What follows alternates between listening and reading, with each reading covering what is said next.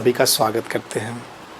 आज हम लोग पढ़ेंगे साइंस और साइंस में हमारा दूसरा चैप्टर है जिसका नाम है न्यूट्रिशन इन एनिमल, यानी कि जंतुओं में पोषण। और जंतुओं में पोषण में एक टॉपिक है जिसका नाम है न्यूट्रिशन इन ह्यूमंस, यानी कि मनुष्यों में या मानव में पोषण है। मानव में पोषण हम लोग ह्यूमन डाइजेस्टिव सिस्टम से शुरू करेंगे। ह्यूमन डाइजेस्टिव सिस्टम का मतलब होता है, ह्यूमन का मतलब होता है मानव, डाइजेस्टिव का मतलब होता है पाचन और सिस्टम का मतलब होता है तंत्र, यानी कि मानव का पाचन तंत्र हमको पढ़ना है। तो ह्यूमन कैसा बीइंग है, कैसा जीव है? ह्यूमन एक ओमनीवोरस जीव है। ओमनीवोरस का मतलब समझते हैं ना, ओमनीवोरस। ओमनीवोरस का मतलब होता है सर्वाहारी। सर्वाहारी मतलब सब कुछ खाने वाला, सबका आहार के रूप में लेना सभी चीज़ का। आप जानते हैं कि हम लोग क्या करते हैं, प्लांट के सभी पार्ट को खाते हैं, चाहे वो उनके रूट्स हों या उनके सूट्स हों। सूट्स का मतलब समझते हैं, उसमें स्टेम, उनकी लीव्स, उनकी जो फ्लावर्स हैं, उनके फ्रूट्स हैं, उनके मतलब सारे के सारे पार्ट को हम लोग या प्लांट के जो भी प्रोडक्ट होते हैं उन सब का हम लोग उपयोग करते हैं भोजन के रूप में। इनके अलावा जंतुओं से भी हम लोग जंतुओं का मांस खाते हैं, जो एनिमल्स का फ्लेश होता है उसको खाते हैं, उनके अंडों को खाते हैं, उनसे मिलने वाला जो दूध है यानी कि मिल्क है, मिल्क का भी जितने भी प्रोडक्ट होते हैं जो खाने योग्य होते हैं, चाहे वो मट्ठा हो, चाहे दही हो, चाहे मक्खन हो, घी हो या पनीर हो या दूध से बना हुआ जो स्वीट्स होते हैं, सबको हम भोजन के रूप में लेते हैं। इसीलिए हमको क्या कहा जाता है, ओमनीवोर्स कहा जाता है, सर्वाहारी। ठीक है, तो हम लोग पढ़ने जा रहे हैं डाइजेस्टिव सिस्टम। किसका? ह्यूमन का, माने कि मानव का पाचन तंत्र। तो सबसे पहले जब पाचन तंत्र हम पढ़ने जा ही रहे हैं तो पाचन को समझ ले क्या होता है, डाइजेशन क्या होता है। डाइजेशन क्या होता है, जैसे कि हम जो फूड कंपोनेंट्स को खाते हैं, कंपोनेंट समझ रहे हैं, जो उसके भोजन के जो घटक हैं उनको हम लेते हैं। उनका भोजन का घटक को जैसे मालूम है ना, 4-5 प्रकार के होते हैं। कौन कौन से होते हैं? मुख्य रूप से 3 होते हैं। एक कार्बोहाइड्रेट होता है, प्रोटीन होता है और क्या होता है, फैट्स होते हैं। इसके अलावा विटामिन्स होते हैं, रफेज होते हैं। तो ये सारी चीज़ें कंपोनेंट्स हैं। तो जो फूड के कंपोनेंट हैं मेन रूप से मेनली कार्बोहाइड्रेट, प्रोटीन और फैट्स। ये कैसे होते हैं? ये कॉम्प्लेक्स ऑर्गेनिक कंपाउंड होते हैं। कैसे होते हैं? Complex organic compound. लिख दें, कॉम्प्लेक्स ऑर्गेनिक कंपाउंड। ठीक है, अब ये छोटे छोटे टुकड़े में टूट जाता है, ब्रेक डाउन होता किसमें? सिंपल सॉल्युबल मॉलिक्यूल्स में। ठीक है, सिंपल मॉलिक्यूल्स में ये क्या होता है, टूट जाता है, ब्रेक डाउन हो जाता है। इसी को कहा जाता है डाइजेशन। कारण ये जो हमारा ये कॉम्प्लेक्स ऑर्गेनिक कंपाउंड है, यानी जो हमारा फूड कंपोनेंट्स है, फिर हम कहें फूड कंपोनेंट्स मतलब जो कार्बोहाइड्रेट है, प्रोटीन है, जो फैट्स हैं, ये क्या होता है, काफ़ी बड़ा होता है। और जो हमारी सेल्स होती हैं बॉडी की, जो हमारे टिश्यू सेल्स हैं, ये बहुत छोटे छोटे हैं। तो इनको इतने बड़े साइज में, इतने बड़े को इतना छोटा सा सेल्स उनको खा नहीं पाएगा या इनका उपयोग नहीं कर पाता है।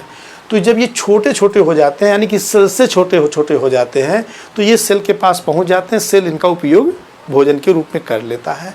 तो ये बड़े जो कॉम्प्लेक्स ऑर्गेनिक कंपाउंड है, जब छोटे सिंपल सॉल्युबल मॉलिक्यूल्स में टूट जाता है, ब्रेक डाउन हो जाता है, तो इसी को कहते हैं पाचन या डाइजेशन। यहाँ तक बात समझ में आ गई? अब ये ऐसे ही थोड़ी डाइजेस्ट हो जाता है। इस डाइजेस्ट के लिए, डाइजेशन होने के लिए काफ़ी ऑर्गन्स होते हैं हमारे शरीर में। वो ऑर्गन्स 2 भागों में बढ़ जाता है। अब आइए हम इसको समझाएं। ये डाइजेस्टिव सिस्टम ठीक है। जो हमारे शरीर में ऑर्गन्स हैं वो दो ग्रुप में बट गया है। एक को कहा गया है एलिमेंट्री कैनाल, एलिमेंट्री कैनाल, ठीक है। दूसरे को कहा गया है डाइजेस्टिव ग्लैंड, डाइजेस्टिव ग्लैंड्स, ठीक है। अब देखिए जो एलिमेंट्री कैनाल होता है एक्चुअली क्या होता है, एक ये नली होती है जिसी से होकर भोजन, जो हमारा फूड पार्ट है, फूड पार्टिकल है, या हम कहें कि भोजन का जो टुकड़ा है, निवाला है, वो इसी नली में हो करके गुजरती है। आहार नाल इसको कहा जाता है हिंदी में। क्या कहते हैं इसको? आहार नाल, ठीक है। ये खुलता कहाँ पे है? मुख से खुलता, मुख में, ठीक है। और निकलता कहाँ पर? एनस में है। दोनों दो इसका छोर है इस नली का, एक ओपन होता है माउथ में और जो इंड होता है एनस में, ठीक है। दोनों छोर है, दोनों खुला रहता है। तो सबसे पहले इसमें आता है माउथ, ठीक है। माउथ के बाद भोजन कहाँ जाता है? आइसोफेगस में जाता है।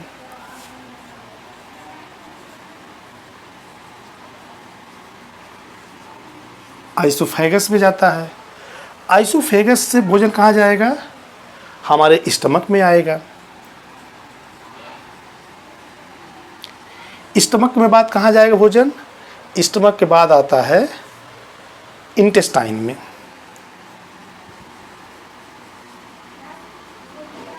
ठीक है। इंटेस्टाइन के बाद भोजन कहाँ पहुँचेगा? रेक्टम में पहुँचता है, रेक्टम। और रेक्टम के बाद भोजन आ जाएगा एनस। तो हमारा जो आहार नाल है माउथ से खुलता है, माउथ, और एनस में समाप्त होता है। अब इसका जो नली है, नली का नाम क्यों अलग अलग पड़ा है भाई? एक नली है, माउथ अलग हो गया, आइसोफेगस अलग हो गया, स्टमक अलग हो गया, इंटेस्टाइन अलग हो गया, रेक्टम अलग हो गया। क्यों? क्योंकि इनका जो स्ट्रक्चर है और इनका जो फंक्शन है ये डिफरेंट है एक दूसरे से। माउथ का स्ट्रक्चर और इनका फंक्शन डिफरेंट है। किससे? आइसोफेगस से। आइसोफेगस का जो स्ट्रक्चर है, इनका जो फंक्शन है, इन सबसे भिन्न है। ठीक इसी प्रकार स्टमक का अलग स्ट्रक्चर है, उनका अलग फंक्शन है, और इंटेस्टाइन का भी अलग फंक्शन है, अलग स्ट्रक्चर है। और रेक्टम जो है, रेक्टम जिसको कहते हैं हिंदी में मलाशय, इसका अलग फंक्शन है और इनका भी अलग स्ट्रक्चर है। एनस का भी ठीक इसी प्रकार। तो जितनी ये जो हमारा एलिमेंट्री कैनाल है ये डिफरेंट कंपार्टमेंट में बटा होता है और इन कंपार्टमेंट का अलग अलग नाम होता है और इनका अलग अलग स्ट्रक्चर और फंक्शन होता है। तो हमारा सबसे पहले माउथ, माउथ को मुख कहा जाता है, ये आइसोफेगस है, इसको कहते हैं ग्रास नली, ठीक है। और ये स्टमक है जिसको पेट कहा जाता है, आमाशय कहा जाता है। इंटेस्टाइन है, इंटेस्टाइन को आंत कहते हैं। हालांकि जो इंटेस्टाइन है ये दो पार्टों में बढ़ जाता है, एक को स्मॉल इंटेस्टाइन कहा जाता है, ठीक है, इंटेस्टाइन, और दूसरा है लार्ज इंटेस्टाइन। समझ में आई बात? तो लार्ज इंटेस्टाइन और स्मॉल इंटेस्टाइन में बटा होता है। ये पूरा का पूरा जो आहार नाल है इसकी लंबाई कितना है पता है? इसकी लंबाई 9 मीटर लगभग है, 9 मीटर, 9 मीटर, ठीक है। और इसमें से जो इंटेस्टाइन है ये अकेला है, स्मॉल इंटेस्टाइन, ये लगभग 6.5 6.5 मीटर लंबा होता है। और वहीं पर लार्ज इंटेस्टाइन कितना होता है? 1.5 के आसपास ये लंबाई होती है इसकी। यानी दोनों मिला करके कितना है? 8 मीटर तो लगभग लंबा यही हो जाता है। बाकी सब जो बचा कुचा है उसमें ऐड हो जाता है। तो ये चीज़ हम इसमें हम सबको पढ़ना है। किसमें? एलिमेंट्री कैनाल में। दूसरा है डाइजेस्टिव ग्लैंड। ये तो आहार नाल से जुड़े हुए हैं, माने एलिमेंट्री कैनाल से। इनके अलावा जो डाइजेस्टिव ग्लैंड है इन एलिमेंट्री कैनाल से अलग है। वहाँ से क्या करता है एलिमेंट्री कैनाल से ये डाइजेस्टिव ग्लैंड? ये जो डाइजेस्टिव जूस होता है जिसको हम लोग कहते हैं एंजाइम, ठीक है, ये बनाता है और साथ साथ में स्टोर करता है। और जब भोजन हमारे इन कंपार्टमेंट में पहुंचता है जहां पर इसकी ज़रूरत होती है, वहां पर ये डाइजेस्टिव ग्लैंड क्या करता है, जो जूस को वहां पर सीक्रेट करता है, वहां पर छोड़ता है, जिससे जो हमारा कॉम्प्लेक्स ऑर्गेनिक कंपाउंड था वो ब्रेक डाउन में काफ़ी ये हेल्प करता है। तो जो हमारा डाइजेस्टिव ग्लैंड है कौन कौन से हैं, इसमें 3 ग्लैंड हैं। एक है सबसे पहले सलाइवरी ग्लैंड, सलाइवरी ग्लैंड है। ये सलाइवरी ग्लैंड कहाँ पे है, ये सलाइवरी ग्लैंड्स है हमारे मुख में है, ठीक है, मुख गुहा में, मुख गुहा से बाहर मुख में है, ठीक है। और दूसरा है लीवर। देखो सलाइवरी ग्लैंड को लार ग्रंथि कहा जाता है हिंदी में, लार ग्रंथि। और जो लीवर है, लीवर को यकृत कहते हैं, कलेजा भी कहा जाता है। तो दूसरा हमारा लीवर है। लीवर शरीर की सबसे बड़ी ग्रंथि होती है, ठीक है, और सबसे ज़्यादा फंक्शन भी इनका होता है। तीसरे नंबर पर है पैंक्रियाज। पैंक्रियाज इसको कहते हैं हिंदी में अग्नाशय। अग्नाशय भी क्या करता है, ये भी डाइजेस्टिव जूस को सीक्रेट करता है, फॉर्म करता है, स्टोर भी करता है। तो ये सारे काम जो है, ये सब डाइजेस्टिव ग्लैंड और ये एलिमेंट्री कैनाल दोनों मिलकर बनाता है डाइजेस्टिव सिस्टम, ठीक है। यहाँ तक समझ में आ गई बात। अब हम इसमें से स्टार्ट करेंगे आपका माउथ, क्योंकि सबसे पहले हम भोजन को निवाले के रूप में कहाँ ले जाते हैं, अपने माउथ में ले जाते हैं, ठीक है। चलो पहले इसको मिटा देते हैं।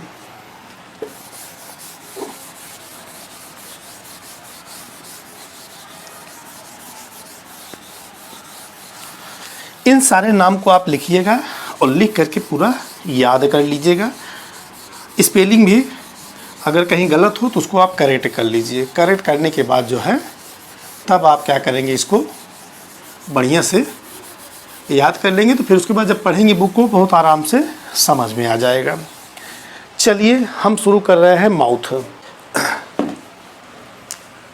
भोजन सबसे पहले कहाँ आता है बच्चों, माउथ में आता है। अब हम जैसे भोजन को लिए तो भोजन क्या करेंगे, पहले काटते हैं मुंह में ना, कि अंदर डालते हैं, पहले इसको मुंह में हम दांतों के सहारे से पकड़ते हैं या काटते हैं। तो सबसे पहले आएगा यहाँ पे टीथ हमारा, ठीक है। अगर टीथ की बात करते हैं तो बताइए जो वयस्क लोग होते हैं तो उनकी दांतों की संख्या कितनी होती है, तो दांतों की संख्या आप बताएंगे 32 होती है ना। इसी में अगर हम आपसे ये पूछे, कुछ दांत होते हैं परमानेंट होते हैं और कुछ होते हैं टेम्पोररी, तो कितने दांत टेम्पोररी होते हैं, कितना परमानेंट होते हैं।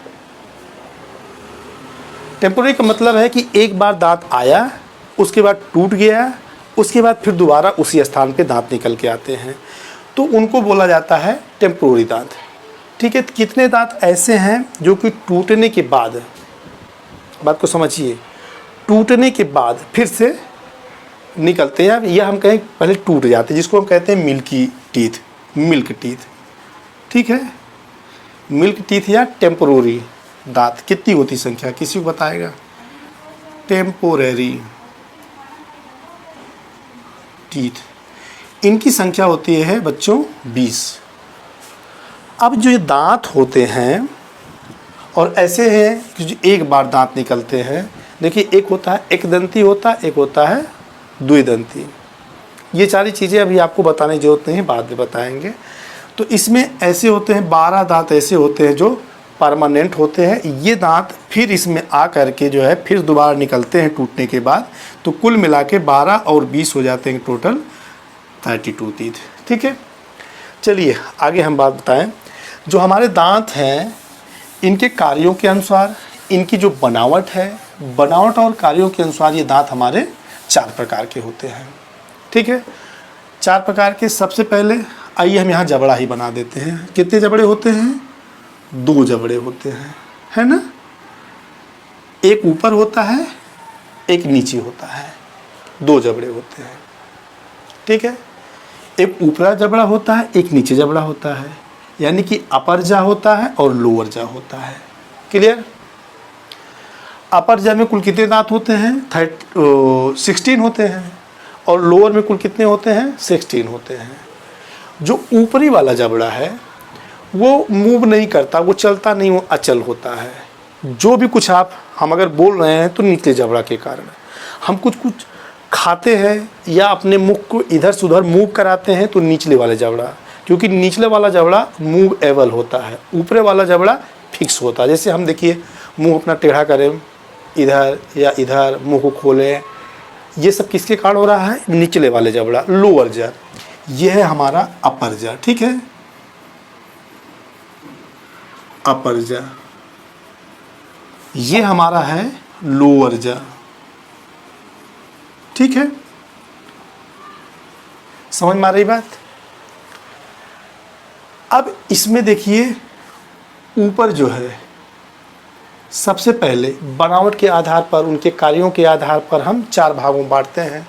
सबसे पहले जो दांत हमारा देखिए ये दिखाई पड़ रहा है, ये देखिए 4 दांत ऊपर वाले जबड़े में और 4 दांत नीचे वाले जबड़े में।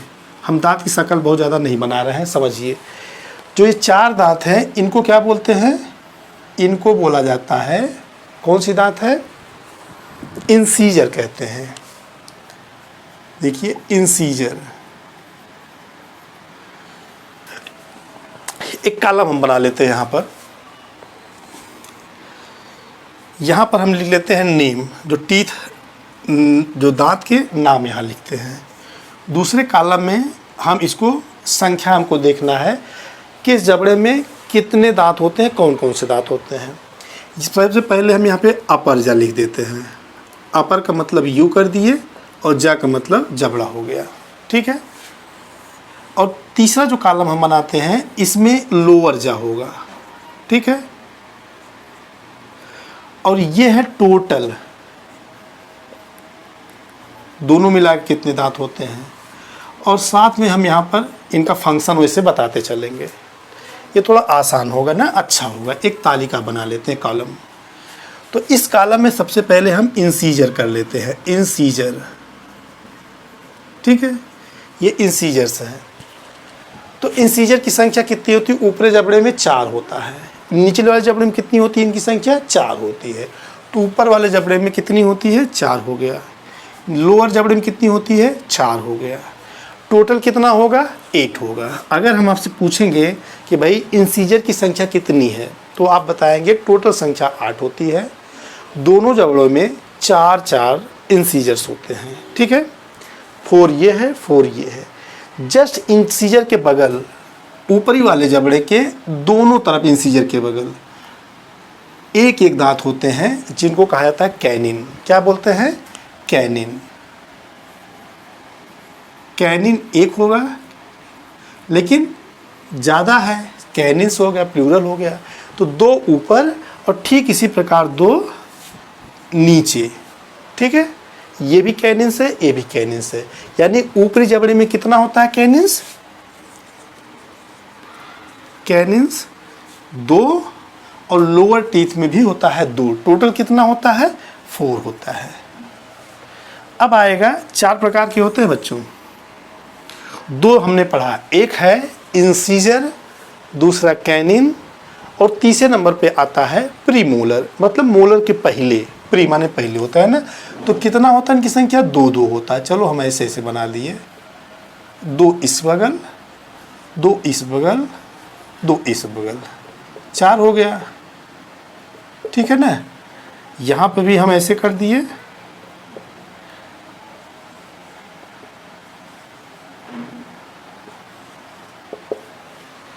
ठीक है। तो प्रीमोलर, प्रीमोलर्स, ये कौन से दांत हैं बच्चा? ये है प्रीमोलर्स है, प्रीमोलर्स लिख लेना, ठीक है ना। तो इनकी संख्या कितनी है? इनकी संख्या है 8। 4 निचले जबड़े में, 4 ऊपरी जबड़े में। और काम क्या है इसे बताते चले। इंसीजर का काम क्या होता है? जैसे आप रोटी लिए, रोटी क्या करें? पहले मुंह में रखते हैं और मुख से काटते हैं। तो इंसीजर काम है काटने का काम है, ठीक है, बाइट करता है। कुत्ते हैं, दौड़ के क्या करते हैं? आगे वाले दांत से काट लेते हैं। सांप है, अगर काटता है तो ऊपर वाला जो इंसीजर है, इंसीजर से ही काटता है, ठीक है। हम लोग सेब लेते हैं, पकड़े मुख से और काट लिए। किससे काटते हैं? बाइट करने का काम क्या करते हैं? किससे करते हैं? बाइट हम करते हैं इंसीजर से, ठीक है। इनका फंक्शन में इनका क्या कार्य है, काटने का काम है, बाइट करने का काम है। इसके बाद जो कैनिन है, गन्ना आप चूसे हैं, गन्ना कैसे, इससे चूसते हैं कि इससे फाड़ते हैं, फाड़ने का काम यहाँ से करते हैं ना, तो चीरने और फाड़ने का काम कौन करता है, कैनिन्स करता है। इसके बाद आया प्रीमोलर्स, जिसकी संख्या होती है ऊपरी वाले जबड़े में 4, निचले वाले जबड़े में 4, कुल मिला के इनकी संख्या होती है 8। ये क्या करता है, ये भोजन को पीसने का, ग्राइंड का काम करता है, ग्राइंडर का, ठीक है ना। तो इनकी संख्या होती है ऊपर 4 और नीचे वाले जबड़े में 4, टोटल कितनी होती है, 8 होती है। अब इसके बाद लास्ट में बचता है मोलर, बड़ा आसान है। मोलर्स, इनकी संख्या कितनी है, इनकी संख्या देखिए, ये 1 2 3, इधर 1 2 3 इधर, ठीक है, ये हो गया। यानी कि 6 दांत ऊपर होगा जिसको मोलर्स कहते हैं, ठीक है, और 6 ही निचले वाले जबड़े में, है ना। ये हमारे दांत हो गए। तो मोलर्स कितने होते हैं, 6 ऊपरी जबड़े में और 6 निचले वाले जबड़े में, टोटल 12 होता है। यदि हम इनको जोड़ेंगे कितना होगा, इनको जोड़ेंगे 8 में 4 जोड़े, मतलब हमने 8 में 4 ऐड किया तो 12 आया, 12 में 8 ऐड किया तो हुआ 20, 20 में 12 ऐड करेंगे तो आएगा 32। यानी कि हमारी जो कुल दांत होते हैं, जो टीथ की संख्या होती है वो कितनी होती है, 32 होती है ना। तो कुल 32 दांत होते हैं। कितना कितना होते हैं, सबसे पहले आएगा इंसीजर। इंसीजर का काम होता है काटना, बाइट करना, और इनकी संख्या होती है ऊपरी जबड़े में 4, निचले वाले जबड़े में 4, कुल हो गया 8, ठीक। दूसरे नंबर पे है कैनिन्स। कैनिन्स की संख्या, अगर संख्या की बात करें टोटल, तो होगा 4, यानी कि 2 ऊपरी जबड़े में, 2 निचले जबड़े में, है ना। और इनका काम क्या है, इनका काम है चीरना फाड़ना। तीसरे नंबर पे आता है मोलर, जिनकी संख्या होती है टोटल 8, ऊपरी जबड़े में यानी अपर जा में 4 और लोअर जा में 4, ठीक है ना। तो कुल हुई संख्या कितनी, 8 हो गई, यानी 8। इनका काम क्या है, इनका काम है ग्राइंड करना, पीसना। और ठीक इसी प्रकार जो मोलर होता है, मोलर की भी संख्या होती है 12, यानी कि 12, ऊपरी जबड़े में 6, निचले वाले जबड़े में 6, और इनका जो फंक्शन होता है, जो इनका कार्य होता है, वो है केवल पीसना है, ग्राइंड करना, ठीक है ना। इतनी समझ में आ गई दांत के बारे में। अब इसके बाद हम लोग क्या पढ़ेंगे, दांत का स्ट्रक्चर, यानी स्ट्रक्चर ऑफ टूथ पढ़ेंगे, ठीक है ना। चलिए इसको हम पहले मिटा देते हैं, याद कर लेना ज़रूरी है। हिंदी में आपको बता दें, जो इंसीजर है, इंसीजर को क्या बोलते हैं, इंसीजर को हिंदी में बोला जाता है कृंतक, और कैनिन को रदनक, और प्रीमोलर को प्रचवर्ण, और जो मोलर है इसको चवर्ण कहा जाता है। चलिए ये हो गया। अब इसके बाद हम पढ़ने चल रहे हैं स्ट्रक्चर ऑफ टूथ, यानी दांतों की जो संरचना होती है उसको हम पढ़ लें।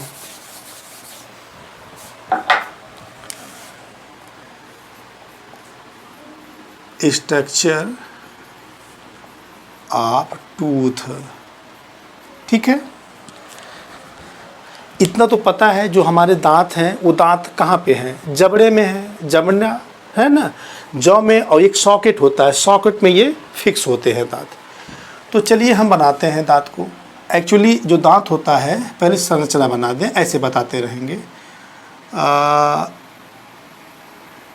ये देखिए, है ना, ऐसे बनाना आप लोग, ठीक।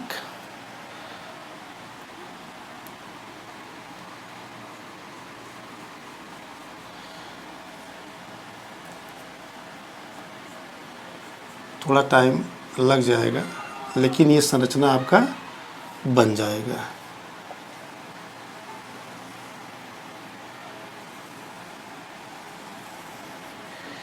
ये हमारा दांत तैयार हो गया ना।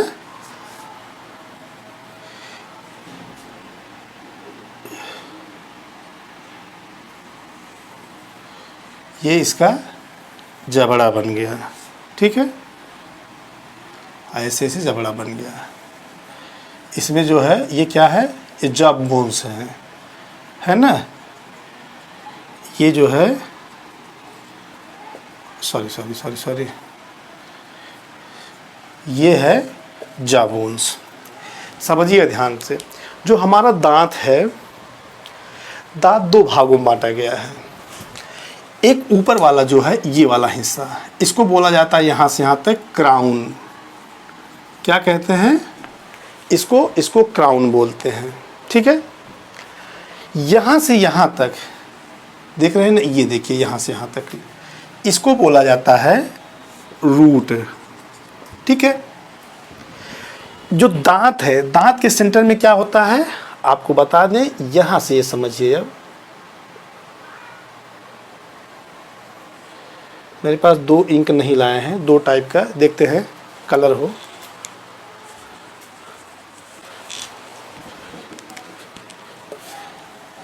ये देखिए, ये क्या है,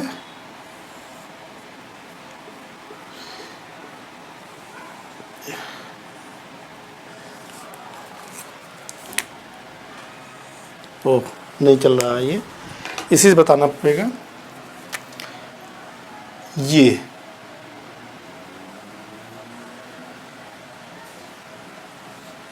इसको एकदम सेंटर में देख रहे हैं ना, सेंटर में पूरा ब्लड वेसल्स है और नर्व है, इसका एकदम जाल बना होता है। यहाँ पर हरदम ब्लड पहुँचता है।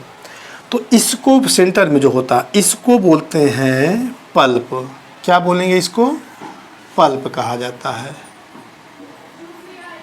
पल्प, ठीक है ना। इसको बोलते हैं पल्प, PULP, ठीक है ना, इसको बोला जाता है पल्प। ध्यान देखिएगा क्या है ये पल्प। और ये जो नर्व का नीचे देखिए, यहाँ पे आके काफ़ी इसमें नर्व हैं, ब्लड वेसल्स हैं, जिसके माध्यम से ब्लड और जो सूचनाएं होती हैं यहाँ से आदान प्रदान की जाती है। ये देखिए ब्लड वेसल हैं। अब इसी में से एक आप जानते हैं जो रक्त को पहुँचाने वाली है, एक होती है जो ब्लड को वापस ले जाने वाली है। तो ये इससे जुड़ा हुआ होता है। इसको क्या बोलते हैं, इसको बोलते हैं, क्या बोलेंगे इसको रूट कैनाल बोला जाता है। यही रूट कैनाल इसको कहते हैं। आपके घर में कोई भी डेंटिस्ट के पास गया होगा तो देखिए, दांत में अगर दर्द हुआ होगा या दांत उखाड़ना होगा तो वहाँ पे ज़रूर रूट कैनाल की बात करते हैं। तो ये रूट कैनाल है और ये किससे बना होता है, यहाँ पे जाके ये जो संरचना दिखाई पड़ रहा है इसका पूरा जाल बन जाता है, जिसको बोला जाता है पल्प। पल्प देखिए एक आवरण है, ये देख रहे हैं ना पल्प के ऊपर, ये ऐसे ऐसे हम बना दे रहे हैं, इसमें कट कर दे रहे हैं ऐसे ऐसे करके, ऐसे ऐसे देखिए। ये क्या है, एक घेरा होता है एक आवरण से, उसको क्या बोलते हैं, ये वाला हिस्सा समझिए, ये वाला हिस्सा क्योंकि ये पल्प में आ गया है। ये वाला हिस्सों को क्या बोलते हैं, साफ कर देते हैं, इससे समझ में आएगा। इसको क्या बोला जाता है, जो पल्प होता है, एक्चुअली ये पल्प डेंटाइन से, डेंटीन बोला जाएगा, डेंटीन से घिरा होता है। किससे घिरा होता है, डेंटीन से, ठीक है, डेंटीन से घिरा होता है। और डेंटीन किससे घिरा होता है, ये देख रहे हैं, ये जो हमारा एकदम सफ़ेद शाइनी चमकता हुआ भाग है दांत का ऊपर, इसको क्या बोलते हैं, जो ऊपर वाला भाग है इसी बोला जाता है इनेमल कहते हैं, इनेमल, ठीक है। क्या बोलेंगे इसको, इनेमल। तो ये 3 पार्ट आप देखिए। सबसे पहले सिंपल आप समझिए कि जो हमारा दांत होता है, दांत 2 भागों में बटा होता है। एकदम जो ऊपर है उसको क्राउन कहते हैं, जो चमक रहा है, इनेमल वाला पार्ट, ये काफ़ी कठोर होता है, बहुत ज़्यादा कठोर होता है। इतना कठोर होता है कि शरीर का कोई पार्ट इतना ज़्यादा कठोर नहीं होता है। मजबूत की बात मैं नहीं कर रहा हूँ, कठोर की बात, ये काफ़ी कठोर होता है।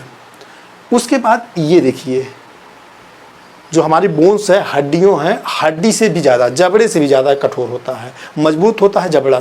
ठीक है, अगर पूछा जाए सबसे मजबूत पार्ट कौन सा है तो जबड़ा होता है, जा। लेकिन मजबूत क्या होता है, दांत का एकदम ऊपरी वाला भाग जिसको कहते हैं इनेमल, ये सबसे ज़्यादा कठोर होता है।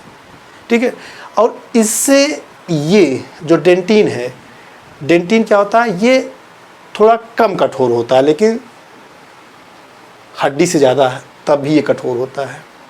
तो ये सुरक्षा करता है इस पल्प का, और इसके ऊपर एक आवरण बना होता है जिसको कहते हैं इनेमल। इनेमल भाग ही हमको चमकता हुआ दिखाई पड़ता, शाइनी होता है, वाइट कलर का होता है। ये हमको समझ में आ गई। और इसके बाद हमने बताया ये वाला हिस्सा रूट कैनाल है। रूट कैनाल के माध्यम से ही हमारे दांत को भोजन पहुंचता है। भोजन पहुंचने का मतलब जो इनको पौष्टिकता बढ़ाता, जो हम मुख में डाल लेते हैं, ये भोजन की बात नहीं कर रहे हैं। डाइजेस्ट होने के बाद जो ब्लड के माध्यम से यहाँ पर भोजन पहुंचता है, ब्लड के माध्यम से यहाँ पर ऑक्सीजन पहुंचता है, यहाँ पर जो भी हार्मोन्स है, जो भी जरूरत पड़ती है, वो सारी चीज़ यहाँ पर पहुँचाई जाती है। और जब हमको दांत में दर्द होता है, दर्द की सूचना मस्तिष्क से पहुँचता है, तो कौन पहुँचाता है, जो यहाँ पर नर्व है, नर्व के माध्यम से। तो इतना समझिए। और ये सारे बोन्स हैं, बोन के जो हमारा जा है, जा वाला बोन है। यहाँ पर आप ये देखेंगे, कलर तो हम दिखा नहीं पा रहे हैं, ये जिसमें दांत एकदम फंसा हुआ है, ये वाला, इसको क्या कहते हैं, मसूड़ा, मसूड़ा। ठीक है, इंग्लिश में कहते हैं गम। तो ये गम होता है, गम से ये सधा हुआ होता है, यही हमारा स्ट्रक्चर है। इतना अभी आप समझिए। क्या इसमें हमने पढ़ा दांत को दो भागों में बांटा गया। जो बाहर हमारा दांत दिखाई पड़ता है उसको क्राउन कहते हैं, और जो जबड़े के अंदर फंसा हुआ है उसको कहते हैं रूट। ठीक है, रूट में हमको रूट कैनाल हमने पढ़ा इसको। ठीक है, रूट कैनाल में हमको जो सबसे सेंटर में होता है, बीच में होता है दांत के, उसको हम कहते हैं पल्प। पल्प एक कवर होता है, घेरा होता है, काफ़ी मजबूत होता है वो, जिसका नाम डेंटिन है। और डेंटिन के जस्ट ऊपर क्या है, ये हमारा इनेमल है। बस इतना है। अब दांत के काम को हमने पहले ही बता दिया है। दांत को कैसे आप बचाएंगे टूटने से, क्योंकि जो मिल्क टीथ होता है, मिल्क टीथ एक्चुअली जब 6 महीने का बच्चा होता है तो उस समय वो निकलने लगता है, लेकिन 6 से 8 साल का जब होने लगता है टूट करके परमानेंट दांत आने लगते हैं। तो बहुत सारे दांत टूट जाते हैं उस समय। तो वो सारी बातों जब टूट गया है, इसके अलावा जब दांत जो आ रहा है, अगर आपको सेव करना है तो उसका बहुत सारे आपको कार्य करना पड़ेगा। जैसे खाने से पहले सोख उठ रहे हैं तो ब्रश करिए बढ़िया से, खाना खा लिए हैं उसके बाद भी ब्रश करिए। जितना ज़्यादा आप अपने दांत को साफ़ करेंगे उतना जो है आपका दांत स्वच्छ रहेगा, साफ़ रहेगा, मजबूत रहेगा, टूटने से बचेगा। क्यों? क्योंकि इतना तो आप जानते हैं, जब हम भोजन करते हैं तो बहुत सारे जो फूड पार्टिकल हैं वो क्या होते हैं, हमारे दांतों में चिपक जाते हैं। विशेष रूप से जैसे शुगर से, जैसे चीनी है, मिठाई है, मीठा है, जो भी चीज़ है इस तरह मीठा वाली चीज़ हमारे दांतों पे एक परत बना लेती है।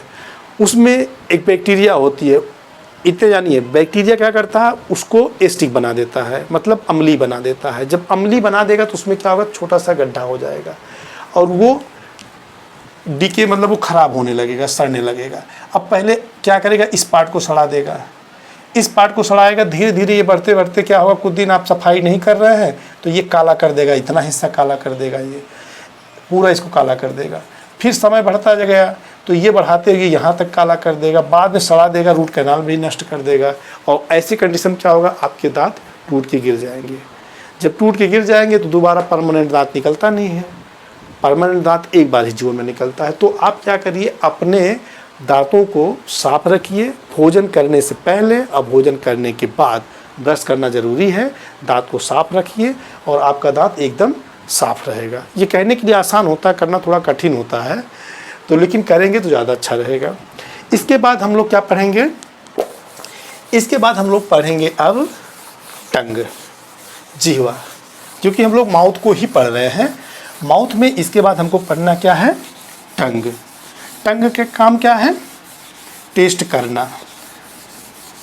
भाई हम लोग टेस्ट करते हैं अपने टंग की मदद से ना, कि जो हम फूड ले रहे हैं उसका टेस्ट कैसे है। टेस्ट और टेस्ट दोनों अंतर है ना। ये आपका टेस्ट है और ये आपका टेस्ट है। तो हमको क्या करना है, टेस्ट करना। कौन टेस्ट करता है, टेस्ट कौन करता है? टंग करता है ना। तो चलिए एक स्ट्रक्चर बनाएंगे जीभ का। अब बढ़िया जीभ बना। जीभ कहाँ पे है? जीभ जो है, जो हमारा टंग है, एकदम माउथ में एकदम फ्लोर पर चिपका हुआ है ना। और कैसे है ये? मांसल है, मांसीय है, मस्कुलर का बना हुआ है ना। इसमें हड्डी तो होती नहीं बोन। और इसका जो मुख्य कार्य है टेस्ट बताना है ना। और भी कार्य है इसके फंक्शन, अभी हम जिक्र करते हैं। सबसे पहले स्ट्रक्चर बता दें, टेस्ट की बात करते हैं। तो टेस्ट ये कौन कौन से टेस्ट बताता है? एक साल्ट बताता है, पहले स्वीट से स्टार्ट करते हैं, मीठा बताता है। और कौन सा बताता है? साल्ट बताता है ना। इसके अलावा शोर बताता है, और इसके बाद बिटर बताता है। सबका मतलब ये मीठा है ना। और ये नमकीन है, साल्टी, नमकीन, ठीक है। और ये है खट्टा, खट्टा, ऐसे लिखो खट्टा, ठीक है। और ये बिटर है, खट्टा को कोई अम्ली कहो, और ये है कड़ुआ, ठीक है ना। तो या तीखा भी कह सकते हैं। तो हमको ये कैसे पता चलता है इस जीभ में ऐसी क्या चीज़ है भाई, जिससे हम पता कर लेते हैं कि भाई ये खट्टा है, नमकीन है, मीठा है, कड़ुआ, कैसे बताता है? इसमें होते हैं बर्ड्स। कैसे बर्ड्स? टेस्ट बर्ड, है ना। एक यहाँ पे होता है टेस्ट बर्ड, ठीक है। दोनों जीभ देखिए किनारे, एक यहाँ पे होता है, एक यहाँ पे होता है, समझते चलिए। एक यहाँ पे होता है, एक यहाँ पे होता है, और एक यहाँ पे होता है। क्या होता है? स्वाद कलिका, यानी कि टेस्ट बर्ड, टेस्ट बर्ड, है ना। या स्वाद कलिकाएं, कलिकाएं, ठीक है ना। इन स्वाद कलिकाओं से हमको स्वाद का पता चलता है। सबसे पहले ये यहाँ पर जो देख रहे हैं, ये किस चीज़ का स्वाद बताता है? ये स्वीट का बताता है, यानी मीठा का। मीठा का स्वाद ये बताएगा स्वाद कलिका, ठीक है। एकदम सामने अगर आप जीभ पर रखेंगे तो वाह, मीठे का ज़्यादा असर आएगा अगर मीठा रहेगा। इसको पीछे ले जाएंगे तो उतना स्वाद का पता नहीं चलेगा मीठे का। समझ में आई बात? ये दोनों आप देख रहे हैं यहाँ पर, ये किसका बताएगा? ये बताता है नमकीन का। नमकीन का मतलब साल्ट, ठीक है। ये बताएगा साल्ट का। और यहाँ पर आप सोचेंगे खट्टे का, जब देखिए खट्टे जो सोचेंगे लार तुरंत आ जाती है यहाँ पर। तो ये स्वाद बताएगा आपका एकदम सूर का, माने कि खट्टा का, SOUR। और ये वाला देखिए, ये किसका पता बताएगा? यहाँ पर कौन सी बट कलिका होती है? ये होती यहाँ पर बीटर वाला बर्ड्स कलिका, ठीक है। यहाँ पर बीटर वाला बर्ड्स कलिका होती है, बर्ड्स कलिका, टेस्ट बर्ड, सॉरी क्या होता है यहाँ पे? टेस्ट बर्ड होता है, बीटर का टेस्ट बर्ड, यानी कि एकदम जो कड़ुआ वाला है उसकी स्वादी कलिकाएँ होती हैं, जो हमको कड़ुआ यानी बीटर का एहसास दिलाती है, ठीक है ना, स्वाद दिलाती है। तो ये हमारा हो गया जीभ। जीभ के अंदर जो टेस्ट बर्ड है, याद करिएगा टेस्ट बर्ड बार बार मैं बोल रहा हूँ, जो स्वाद कलिकाएँ हैं, इसी से हमको पता चलता है कि कौन सा भोजन मीठा है, खट्टा है, नमकीन है ना।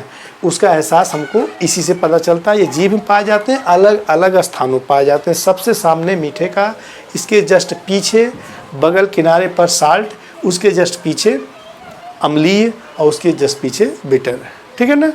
अब इनका जीभ का काम क्या होता है? सिंपल सा आप जानते हैं। सबसे पहले तो स्वाद कलिका इसमें पाई जाती है, जिससे हमको स्वाद का पता चलता है। दूसरे नंबर पर बोलने में मदद करता है। अगर जीभ ना होती तो हम कैसे बोलते? तो जीभ क्या करती है? बोलने में काम आती है। तीसरी चीज़ क्या होता है? जब भोजन हम लोग कुतरते हैं, कूचते हैं दांतों की मदद से, तो जीभ बार बार क्या करता है? जो हमारा टंग है भोजन को दांतों तले ले जाता है ना। तो ये काम और है तीसरे नंबर का। चौथा काम क्या है? चौथा काम है जो भोजन है, जो हमारे मुख में लार होती है, जो स्लाइवा होती है, स्लाइवा के साथ भोजन को मिक्स करता है, जिससे भोजन पचना शुरू करता है। तो ये भी इसका काम है। और एक काम और है, भोजन को क्या करता है, ये निगलने में मदद करता है। जब हम बार बार अपने दांतों से जो हमारा मोलर प्रीमोलर है वो बार बार उसको कूचेगा, यानी पीसेगा, ग्राइंड करने के बाद इसका पेस्ट बना देता है, तो उस पेस्ट को निगलने में हेल्प कौन करता है? हमारा ये टंग, हमारा जिह्वा। इसके अलावा भी आप कुछ करते होंगे, दांत पे कभी कुछ फंस जाता है खाते समय फूड पार्टिकल, तो आप क्या करते हैं, इस जीभ की मदद से बार बार पीछे दांतों से उसको निकालने का काम करते हैं। तो बहुत सारे काम हैं हमारे इस जिह्वा के, यानी कि जीभ के, यानी कि इस टंग के। भाई समझ में आई बात? ध्यान से इसको लिख लीजिएगा, कोशिश करिएगा। इंग्लिश में पढ़ना बहुत ज़रूरी है, इंग्लिश नहीं पढ़ोगे तो सब दिक्कत हो जाएगी। अब आप बताइएगा बाद में ये वीडियो आपको कैसे लगा, कमेंट करके बताएं। और जो लोग हमारे चैनल को सब्सक्राइब नहीं किए हों वो सब्सक्राइब करना ना भूलें। धन्यवाद।